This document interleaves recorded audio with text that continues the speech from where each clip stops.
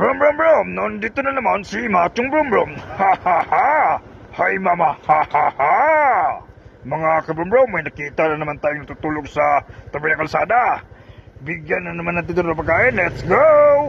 Punta tayo sa McDo mga kabrum brum para bumili ng pagkain para ibigay doon sa natutulog sa tabi ng kalsada.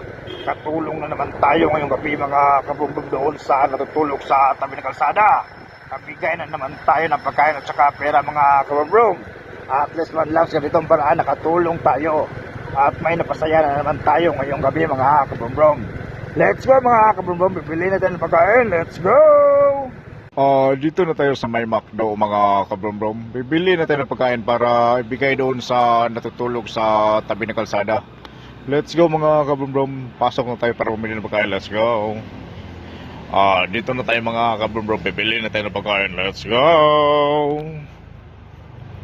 Ito na mga kabrum-brum, nakabili na tayo ng pagkain sa McDo. At may 1,000 pesos na pera. Ibigay na natin to kay tatay na natutulog sa tabi ng kalsada. Let's go! Let's go mga kabrum-brum, yatin natin itong pagkain doon sa natutulog sa tabi ng kalsada. Katulong na naman tayo ngayong gabi mga kabrum-brum doon sa natutulog sa tabi ng kalsada. Kabigay na naman tayo ng pagkain at saka pera mga kabrum-brum. At least man lang sa ganitong paraan nakatulong tayo. At may napasaya na naman tayo ngayong gabi mga kabrum-brum doon sa natutulog sa tabi ng kalsada. Pagising niya mamayang umaga may pagkain siya at may pera siya. Sa ganitong paraan natulungan natin siya mga kabrum-brum. Let's go mga kabrum-brum, yatin natin itong pagkain. Let's go! Nandun sa tatay mga kabrum-brum, lapitan natin para ibigay itong pagkain McDo at saka 1,000 pesos na pera. Let's go, lapitan natin para ibigay itong pagkain dito siya mga kabrum-brum.